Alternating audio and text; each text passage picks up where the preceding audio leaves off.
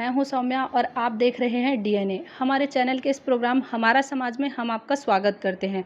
इस प्रोग्राम के जरिए हम विभिन्न समाजों के कार्यों और उनकी उपलब्धियों को जनता के सामने लाने की कोशिश कर रहे हैं और यह भी कि दूसरे समाज को अपनी सामाजिक एकता और मजबूती के लिए क्या-क्या कार्य करने चाहिए। तो आज की इस कड़ी में हम स्वागत करने जा रहे हैं साहू समाज के अध्यक्ष दयाराम साहू जी का। आइए समझते हैं इनका नज़रिया, बात करते हैं इनसे। आपके समाज में कुल कितने मेंबर्स हैं और कार्यकारिणी का गठन कैसे होता है, चुनाव से या मनोनयन से?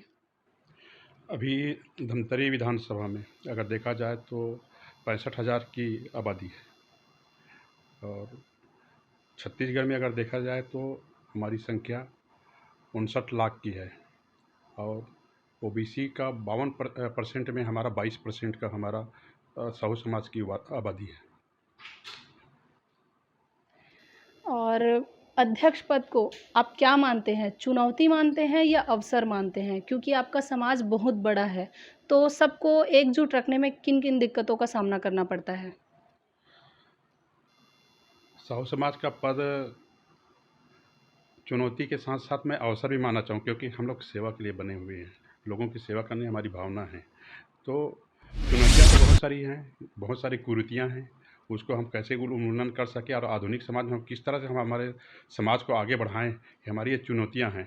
और इस दिशा में हम लोग लगातार प्रयास करते हैं और काम भी करते हैं। बहुत सारी जो कुरीतियाँ हैं उसको दूर करने में हम लोग अहम भूमिका निभाए हैं, लेकिन जो पुरानी हमारी आडंबर युक्त जो रूढ़िवादी जो रीति रिवाज हैं, लोग उसको ढोते-ढोते अब थक चुके हैं। लेकिन लोगों को अशिक्षा के कारण समझाने में बहुत दिक्कत आती है और उसको हम लोग कहीं न कहीं चुनौती के रूप में स्वीकार करते हुए उसको हम ज़्यादा से ज़्यादा लोगों तक पहुँच करके हम नए समाज की गठन कर सकें, ऐसा हमारा प्रयास चल रहा है। बतौर अध्यक्ष पद आपकी क्या-क्या उपलब्धियाँ रही हैं समाज के प्रति? साहू समाज के अध्यक्ष से बतौर हमने पहले तो हम जो एक शिक्षित समाज बन सके, इस दिशा में हम लोग जो युवा प्रतिभावान हैं उसको हम लोग प्रोत्साहित किए, उसको आगे बढ़ाने का प्रयास किए। जो गरीब गरीब निर्धन जो बच्चे हैं उसको हम लोग प्रोत्साहित करके अच्छे मुकाम तक पहुंच सके, ऐसा हम लोग उस दिशा में प्रयास किए। और जो कुरीतियां हैं उसको दूर करने का प्रयास किए। आदर्श युवा जैसे जो हमारी समाज का जो 1975 में हमारे मुनगा शहर से चालू हुआ था, उसको हम लोग निरंतरता बनाए हुए हैं, क्योंकि हमारा समाज मितव्ययी समाज है। और जो हमारे समाज में जो खर्चीली युक्त जो शादी होती है उस पर अंकुश लगाया जाना बहुत ज़रूरी हो गया है। आज लोग खेत बेच करके खर्चीली शादी करते हैं, एक दूसरे का दे करके आडंबर करते हैं, उसको रोक लगाने का हमारा प्रयास चल रहा है। और जो विधवा माताओं को अगर न्याय मिलना चाहिए, उनका भी हम आज विधवा विवाह जैसे कार्य को हम अंजाम तक पहुंचा रहे हैं कि हमारी वो बहू बेटी है, कोई कारणवश विधवा हो चुकी है तो उसको नया जीवन साथी मिले, ऐसा हमारा प्रयास चल रहा है। बहुत सारे क्षेत्र में हमारा प्रयास है, कुरीतियाँ हैं उसको दूर करने का प्रयास किया जा रहा है। और अगर कोई स्वास्थ्य की दृष्टि से अगर कोई आदमी अस्वस्थ पड़ा हुआ है और गरीबी के कारण उसका समुचित इलाज नहीं हो पा रहा है, तो हमारा समाज उसके लिए भी एक व्हाट्सएप चला करके हम लोग पैसा इकट्ठा करके उसके इलाज के लिए भी हम लोग तत्पर रहते हैं। जी, आगामी योजनाएँ क्या हैं, जिससे आपका समाज और मजबूत बना रहे और दीगर समाज के लिए एक मिसाल बन जाए? आगामी योजनाओं में हम ये जो मृत्यु भोज जैसे जो चीज़ है, जो चल रहा है, जो अनावश्यक खर्चीली होता है, किसी के घर मृत्यु बताकर आता नहीं है, अपितु अचानक आता है और उसके घर में मृत्यु भोज के नाम से हम उसके घर में जाकर खाना खाएँ, ये अच्छी बात नहीं है। तो इस मृत्यु भोज की इस प्रथा को हम लोग अभी ऐच्छिक किए हैं और कालांतर में हम इसको बंद करने का प्रयास करेंगे। और जो जिसके यहाँ मृत्यु होता है और कफ़न जाके लगातार ओढ़ाते हैं, उस पर भी हम अंकुश लगा रहे हैं। कफ़न को बंद कर के एक दान पेटी रख रहे हैं और दान पेटी में आप पैसा डालिए और उस परिवार की सहायता कीजिए। ऐसे अवसर का हम लोग लोगों को बताते जा रहे हैं कि आप इस तरह से सेवा भाव कर सकते हैं करके। जी, सामाजिक पदाधिकारी का राजनैतिक जुड़ाव को आप क्या मानते हैं? क्योंकि राजनीति में पार्टीगत लाभ या नुकसान देखा जाता है, चाहे समाज का भला हो या ना हो। जी, आदमी परिवार में जन्म लेता है और समाज में जीवन यापन करता है। और परिवार का बड़ा रूप अगर देखा जाए तो समाज है। लेकिन हम सामाजिक प्राणी तो पहले हैं, राजनीति तो बाद में है।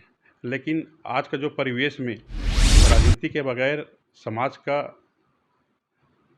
प्रगति होना असंभव है, क्योंकि इस समाज में हमें राजनीति में समाज को बना के चलना है, समावेश करके चलना है, तभी हमारा समाज आगे बढ़ सकता है। हम समाज चिल्लाते रहेंगे तो हमारा समाज का उन्नति नहीं होगा, अपितु हम राजनीति में हमारी भागीदारी होनी चाहिए। हमारे लोग उच्च पद में जाएंगे तो हमारे समाज का भी विकास होगा, लोगों की सेवाएँ करेंगे, ऐसे मेरा मानना है। जी। तो कोरोना काल के इस समय में आम नागरिकों को और अपने समाज के सदस्यों को क्या संदेश देना चाहेंगे आप हमारे डीएनए के माध्यम से? मैं तो धन्यवाद ज्ञापित करता हूँ डीएनओ ने जिस इस तरह का मुहिम समाज के लिए तैयार करके हम सबको प्रस्तुत किया जा रहा है। और आपको बताना चाहूँगा, जब से कोरोना काल चालू हुआ है, हमारा समाज इस दिशा में बहुत ही जागरूकता अभियान चलाया में पीछे नहीं रहा है, अपितु लोगों को कलेक्शन करके छोटी छोटी धनराशि इकट्ठा करके, चाहे प्रधानमंत्री कोष में हो या सीएम कोष में हो या गरीब निर्धन जो परिवार हैं उनको अनाज पहुंचाने का कार्य किया जाना चाहिए। ये समुचित व्यवस्था हम लोग करते लगातार आ रहे हैं। और जैसे शुरू हुआ पिछले अप्रैल मई में, तो लगातार हमने ये पूरा अभियान को चलाए हैं। बीच में बंद हुआ, अभी फिर अब कोरोना काल तेज़ गति पर है और अभी इसका लहर चल पड़ा है, तो निश्चित रूप से समाज का फिर ऐसा कार्यक्रम बनाएंगे जिससे हम फिर सेवा कर सकें। और मैं यही कहना चाहूँगा कोरोना काल में कि आप सभी मास्क लगाकर चलें, 2 गज की दूरी रखें, जान है तो जहान है। और निश्चित रूप से अगर हम जागरूकता फैलाएंगे, लोगों को बताएंगे, अवेयरनेस करेंगे, तो इस ऐसे वैश्विक बीमारी से हम लड़ने में कामयाब होंगे।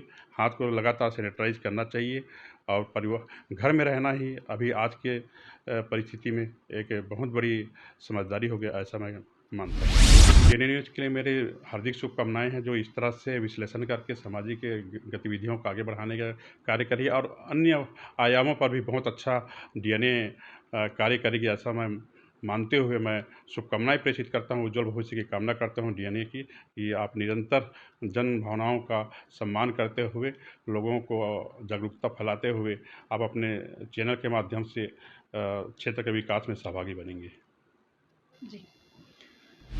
तो ये था साहू समाज के अध्यक्ष दयाराम साहू जी से बातचीत का हमारा सिलसिला।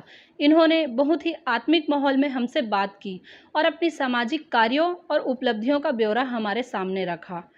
सहज, सरल और सौम्य माने जाने वाले दयाराम साहू जी से हम लेते हैं विदा। आपसे फिर मुलाकात होगी अगले एपिसोड में किसी अन्य समाज प्रमुख और खास शख्सियत के साथ।